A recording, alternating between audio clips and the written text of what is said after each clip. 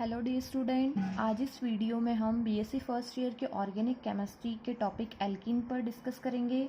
आज इस वीडियो में हम एल्कीन की डेफिनेशन तथा उसके मेथड्स ऑफ प्रिपरेशन के बारे में देखेंगे।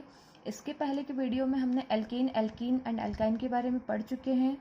सबसे फर्स्ट हम देखेंगे एल्कीन की definition. In organic chemistry N alkene is an unsaturated hydrocarbons that contains a carbon-carbon double bond। Organic chemistry में एल्कीन एक ऐसे अनसेचुरेटेड हाइड्रोकार्बन्स होते हैं जिनमें कार्बन कार्बन के बीच में डबल बॉन्ड होता है। हाइड्रोकार्बन नाम से क्लियर है, ऐसे कंपाउंड जो हाइड्रोजन और कार्बन से मिलके बने होते हैं। अनसेचुरेटेड का मीनिंग होता है डबल बॉन्ड। तो हम इसका एग्जाम्पल लिखते हैं,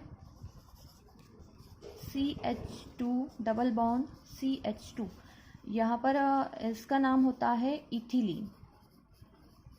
दो कार्बन वाला कंपाउंड है इसलिए लग जाएगा यहाँ पर इथ, और डबल बॉन्ड है इसलिए लग जाएगा लास्ट में इन, तो इसका नाम हो जाएगा इथिलीन।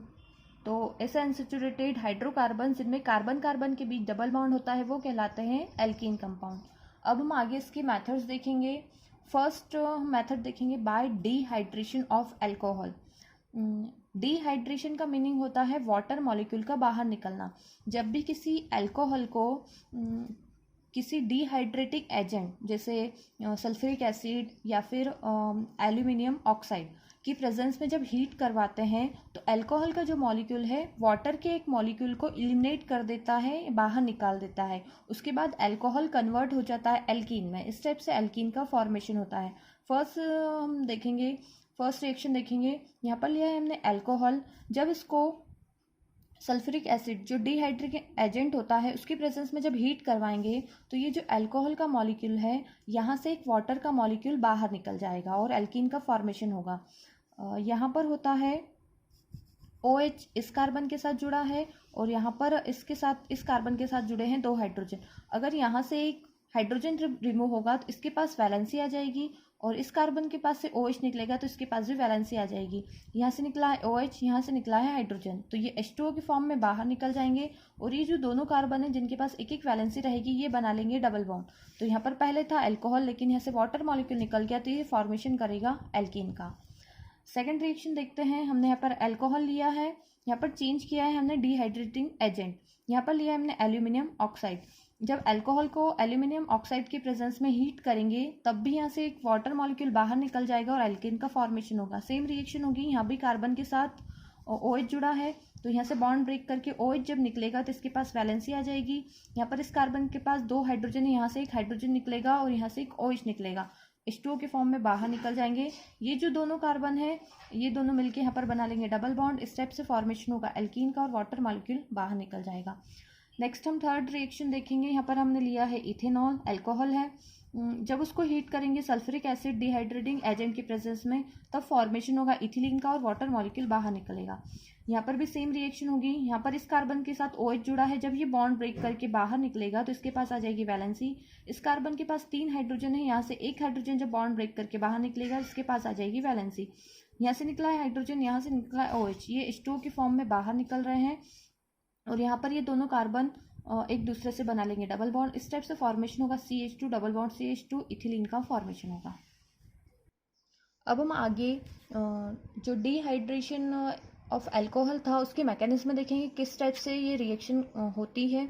सबसे पहले हमने लिया है यहाँ पर अल्कोहल। अल्कोहल में फर्स्ट ऑफ ऑल जो डिहाइड्रेटिंग एजेंट का हम यूज़ करते हैं वो इस अल्कोहल कंपाउंड के साथ पहले हाइड्रोजन को ऐड करवाता है। यहाँ पर हाइड्रोजन ऐड होगा तो यहाँ पर ये जो ऑक्सीजन जो OH ग्रुप होता है उसमें जो ऑक्सीजन होता है उसके पास 2 लोन पेयर होते हैं।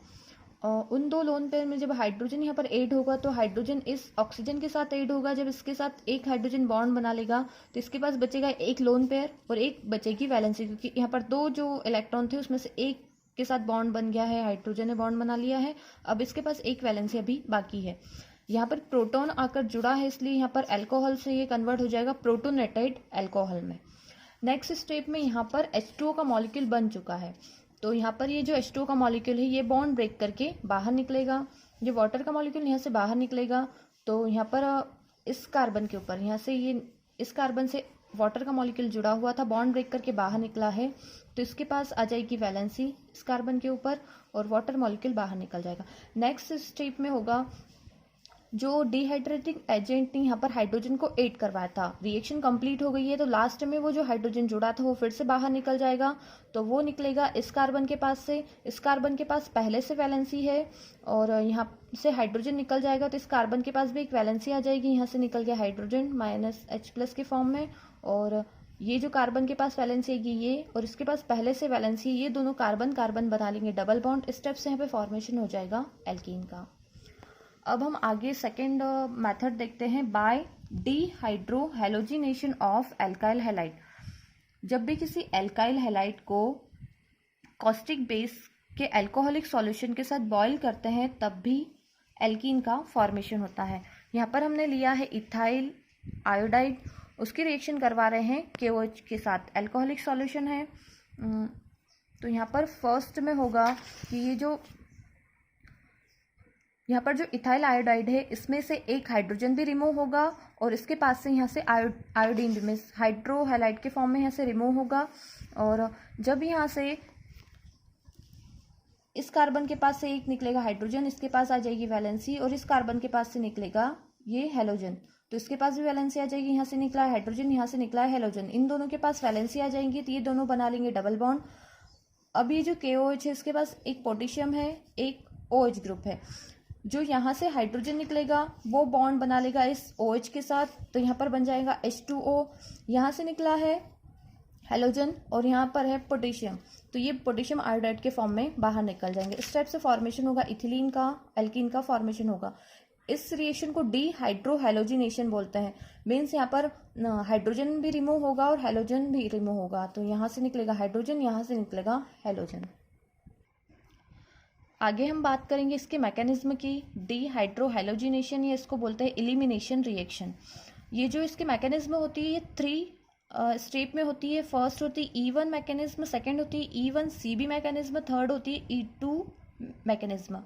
फर्स्ट जो E1 मैकेनिज्म होती है वो 2 स्टेप में होती है।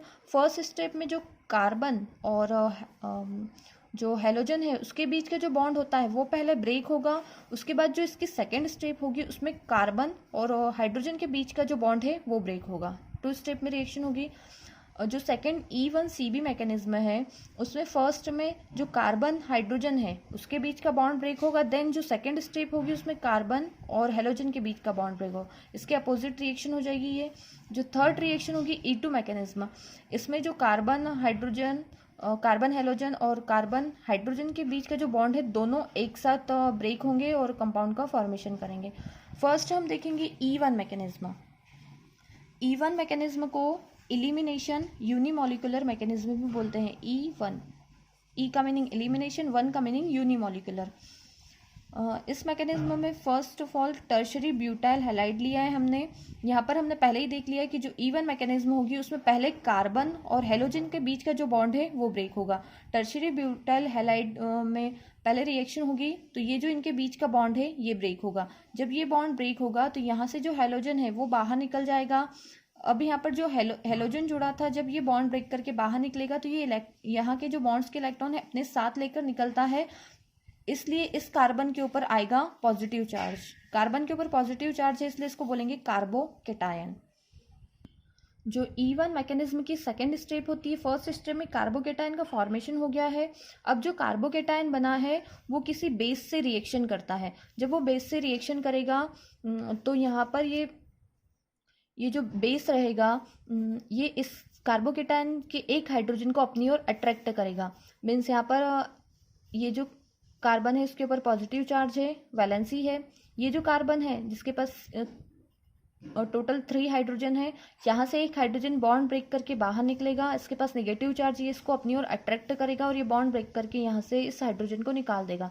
ये जो बेस है इस हाइड्रोजन को अपने साथ लेकर बाहर निकल जाएगा और जब यहाँ से हाइड्रोजन रिमूव हुआ तो इस कार्बन के पास भी वैलेंसी आ जाएगी और इस कार्बन के पास पहले से वैलेंसी है, तो ये दोनों कार्बन एक दूसरे से बॉन्ड बना लेंगे और यहाँ पर हो जाएगा डबल बॉन्ड। इस टाइप से फॉर्मेशन होगा एल्कीन का। नेक्स्ट हम सेकेंड जो मैकेनिज्म है उसके सेकेंड स्टेप देखते हैं, ये होगी E1CB मैकेनिज्म। इसको बोलेंगे elimination unimolecular conjugate base mechanism.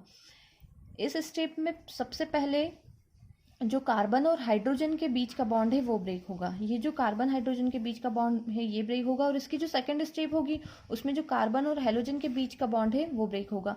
सबसे पहले यहाँ पर बेस आएगा। ये जो बेस रहेगा ये जो टर्शरी ब्यूटाइल हैलाइड जो कंपाउंड रहेंगे उसके साथ रिएक्ट करेगा। तो सबसे पहले यहाँ पर होगा कि ये जो बेस रहेगा इस हाइड्रोजन को अपने साथ जोड़ लेगा, अपनी ओर अट्रैक्ट करेगा। यहाँ पर था C2H5O, इसके पास वैलेंसी थी, इसने इस हाइड्रोजन को अपनी ओर अट्रैक्ट किया तो ये C2H5OH के फॉर्म में, अल्कोहल के फॉर्म में बाहर निकल जाएगा। अब जैसे ही यहाँ से हाइड्रोजन रिमूव हुआ है इस कार्बन के ऊपर वैलेंसी आ जाएगी। अब यहाँ पर हाइड्रोजन जुड़ा था तो यहाँ पर चार्ज आ जाएगा कार्बन के ऊपर, नेगेटिव चार्ज, तो यहाँ पर फॉर्मेशन होगा कार्ब एनायन का। ये स्टेप फास्ट स्टेप होती है। यहाँ पर फॉर्मेशन हो गया फर्स्ट स्टेप में कार्ब एनायन का।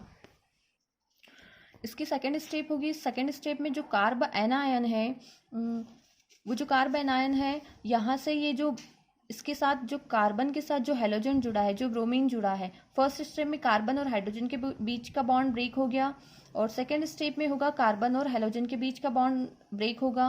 तो यहाँ से ये बॉन्ड ब्रेक होगा, ये जो हेलोजन है ये बाहर निकल जाएगा। अब जैसे ये हेलोजन यहाँ से बाहर निकलेगा इस कार्बन के पास आ जाएगी वैलेंसी, और ये जो इसके पास रहेगी वैलेंसी, इसके पास पहले से वैलेंसी है तो ये दोनों वैलेंसी एक दूसरे से बना लेगी डबल बॉन्ड। इस टाइप से फॉर्मेशन होगा यहाँ पर एल्कीन का। हम थर्ड मैकेनिज्म की बात करेंगे, E2 मैकेनिज्म। इसको बोलते हैं बाय मॉलिक्यूलर मैकेनिज्म। इस स्टेप में जो कार्बन और हेलोजन के बीच का बॉन्ड होता है वो, और कार्बन और हाइड्रोजन के बीच का बॉन्ड होता है वो, दोनों एक साथ ब्रेक डाउन होते हैं और एल्कीन का फॉर्मेशन करते हैं।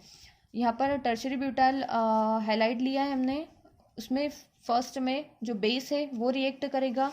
तो यहाँ पर ये जो बेस रहेगा, ये जो बीटा कार्बन का जो हेलोजन है उसको अपनी ओर अट्रैक्ट करेगा। उसी टाइम ये जो हेलोजन रहेगा वो भी बॉन्ड ब्रेक करके यहाँ से बाहर निकलेगा। मीन्स दोनों यहाँ पर साथ में स्टेप हो रही है।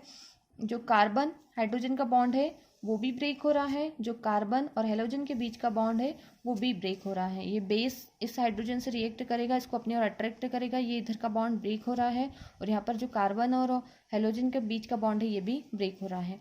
तो ये जो बेस है हाइड्रोजन को अपने साथ निकाल लेगा। यहाँ पर ये बेस के साथ हाइड्रोजन निकल गया है, और यहाँ पर जो कार्बन और हेलोजन के बीच का बॉन्ड है तो यहाँ से हेलोजन भी बाहर निकल गया है। अब जैसे ही यहाँ से हाइड्रोजन निकला उसी टाइम यहाँ से ब्रोमीन निकला है, तो ये दोनों के पास वैलेंसी आ जाएगी, ये दोनों बना लेंगे यहाँ पर डबल बॉन्ड। इस टाइप से फॉर्मेशन होगा एल्कीन का।